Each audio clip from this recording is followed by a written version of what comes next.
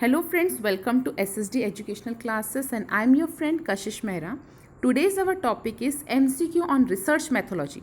तो आज हम देखने वाले हैं रिसर्च मैथोलॉजी, जो एक इम्पॉर्टेंट टॉपिक है एमकॉम के लिए, एमबीए के लिए, पीएचडी रिसर्चर्स के लिए और नेट सेट के लिए. तो यहाँ पर पूछे जाने वाले एमसीक्यू आपको कई बार कई जगह पे हेल्पफुल रहेंगे. तो आइए स्टार्ट करते हैं. पहला question, the second variable is called. जो वेरिएबल सेकेंड रहता है उसे हम क्या कहते हैं? इंडिपेंडेंट, डिपेंडेंट, इंडिपेंडेंट और सेपरेट. तो right answer is dependent. Second question is hypothesis which explain relationship between two variable is called. ऐसा हाइपोथेसिस जो दो वेरिएबल के रिलेशन के बारे में बताता है उसे हम क्या कहते हैं? कैजुअल, रिलेशनल, डिस्क्रिप्टिव और tentative. Right answer is relational. Null means, null मतलब क्या होता है? वन, मैनी, जीरो और none of this. Right answer is null means zero. Dash represent common sense idea. कौन सी चीज कॉमन सेंस आइडिया रिप्रेजेंट करता है? Statical hypothesis, complex hypothesis, common sense hypothesis और analytical hypothesis. Right answer is common sense hypothesis. Hypothesis concern with analytical variable is. ऐसा hypothesis जो analytical variable के साथ कंसर्न है उसे हम क्या कहते हैं? Null hypothesis, barren hypothesis, casual hypothesis, analytical hypothesis. उसे हम कहते हैं एनालिटिकल वेरिएबल के साथ जुड़े वाला हाइपोथेसिस एनालिटिकल हाइपोथेसिस कहलाता है. Dash from theory lead to hypothesis. Deduction, induction, logical deduction या फिर observation. Right answer is logical deduction from theory lead to hypothesis. Dash is a source of hypothesis. Hypothesis का source क्या है? Institution, knowledge, energy या सर्वे. तो यहाँ पे institution सही सोर्स रहेगा हाइपोथेसिस का, क्योंकि इंस्टीट्यूशंस के थ्रू ही इंस्टीट्यूशंस जो रहेंगे, हमारे जो सोच है, हमारी जो बिलीव है, उसके द्वारा ही, उसके बेसिस पे ही हम हाइपोथेसिस रखते हैं. So here right answer will be institutions.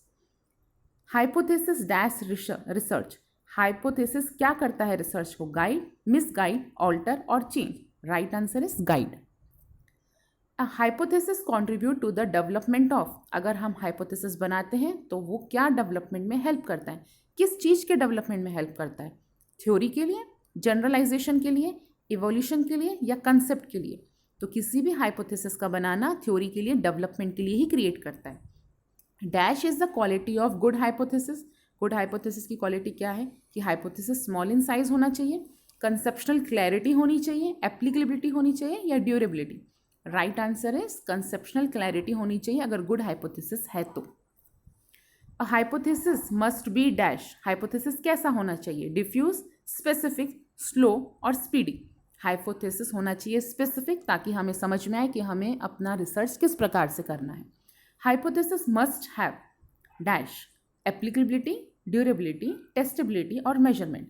Right answer is hypothesis ऐसा होना चाहिए जो एप्लीकेबल हो. Statical hypothesis is derived from. Statical hypothesis कहाँ से मिलता है? फ्रेम से, डाटा से, सैंपल से या फैक्ट से. Right answer is data. The dash in which researcher is Newton is a source of hypothesis. A dash in which. ऐसी चीज़ कौन सी है जहाँ पे रिसर्चर्स अपने सारे सोर्सेज ऑफ हाइपोथेसिस लगा देता है? कास्ट, कम्युनिटी, कल्चर और economy. Right answer is culture. In testing a hypothesis the common error is. अगर हम हाइपोथेसिस को टेस्ट करते हैं तो मोस्टली कॉमन एरर कौन सा जाता है? टाइप 1 एंड सेकेंड, टाइप 2 और नन ऑफ दिस. तो मोस्टली हम एरर के साथ जाते हैं type 1 and 2. Survey is the dash study. Survey कौन सी स्टडी है? डिस्क्रिप्टिव, फैक्ट फाइंडिंग, एनालिटिकल और systematic. Right answer is fact finding. Survey is also always a dash study. कौन सी स्टडी होती है? सर्वे हमेशा फील्ड की स्टडी होती है. यहाँ पे राइट आंसर फील्ड है और हमारे पास 3 ऑप्शंस और है, लेबोरेटरी, ऑफिस और classroom. The right answer is field. In a survey there is an enumerator and a dash. Survey में बहुत सारे क्या होते हैं? डैश होते हैं, गाइड होते हैं, रिस्पोंडेंट्स, सुपरवाइजर और मैसेंजर. तो सर्वे करते समय हमारे पास बहुत सारे रिस्पोंडेंट होते हैं. The first step in the survey is dash of the problem. Survey में सबसे पहला स्टेप क्या है? सबसे पहला स्टेप एप्लीकेशन, रिजेक्शन, सिलेक्शन और planning. Right answer is selection. यहाँ पर हमने बात की है 19 क्वेश्चन में स्टेप्स इन सर्वे। इसी तरीके से अगर आप मेरे प्रीवियस वीडियोस को चेक करेंगे तो आप मेरे रिसर्च के 10 स्टेप्स को भी फाइंड कर सकते हैं। The first purpose of survey is to, सबसे पहला पर्पस सर्वे का क्या होता है? डिस्क्रिप्शन, इवैल्यूएशन, प्रोपोगेशन और प्रोवाइड इन्फॉर्मेशन। तो सबसे पहला पर्पस है सर्वे का provide information. All survey are essentially dash, narrative, explanatory, interdisciplinary या communal. Right answer is interdisciplinary. The chief merit of survey is, सबसे ज़्यादा सर्वे का मेरिट क्या है? एप्लीकेबिलिटी, सेंसिबिलिटी, कनेक्टिविटी या versatility. Right answer is versatility. A survey is limited by the willingness and dash of respondent. Survey किस चीज़ पे limit रहता है? कॉपरेशन पे, क्योंकि अगर कोई भी रिस्पोंडेंट कॉपरेशन नहीं करता है तो सर्वे करना भी पॉसिबल नहीं हो पाता। In a survey the number question is, कितने क्वेश्चंस होने चाहिए? Unlimited, limited, both limited and unlimited और नन ऑफ दिस। तो सर्वे करते समय हमारे पास लिमिटेड क्वेश्चंस होने चाहिए ताकि रिस्पोंडेंट सही तरीके से और बेटर तरीके से आंसर्स दे सके। Survey is usually dash, survey कैसा होता है? चीप, एक्सपेंसिव, मॉडरेट और none of this. Right answer is expensive होता है, क्योंकि कभी भी अगर हम सर्वे करते हैं तो वो खर्चा ही करेगा।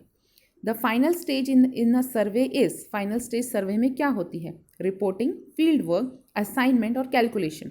तो फाइनल स्टेज होती है reporting. Survey is both intensive and dash, survey कैसा रहता है? Deep, wide, extensive and accurate. तो सर्वे दोनों ही है, intensive and extensive. Survey on the basis of subject matter are of two type, दो टाइप के होते हैं। एक तो होता है सोशल सर्वे और दूसरा होता है डैश। तो सर्वे दो बेसिस पे होते हैं, एक social survey and second is economic survey. So here the right answer is economic survey. In a 3-year research programme dash time can be devoted for the preliminary work. Starting work के लिए 3 साल के research work में कितना time devote करना चाहिए? 20%, 50%, 17% और 25%। Right answer is 17%। For a collection of data dash time is devoted, कितना टाइम हमें देना पड़ता है अगर हम कलेक्शन ऑफ डाटा करते हैं? 50%, 25%, 75% और 33%। तो राइट आंसर इज 33%। ये थे कुछ क्वेश्चंस जो MCQ बेस्ड पे थे रिसर्च मैथोलॉजी पे।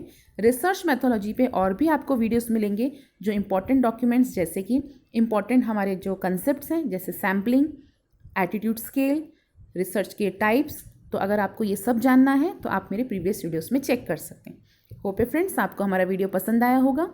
अगर आपको हमारा वीडियो पसंद आया है तो इसे लाइक कीजिए, चैनल को सब्सक्राइब कीजिए और शेयर कीजिए। Thank you.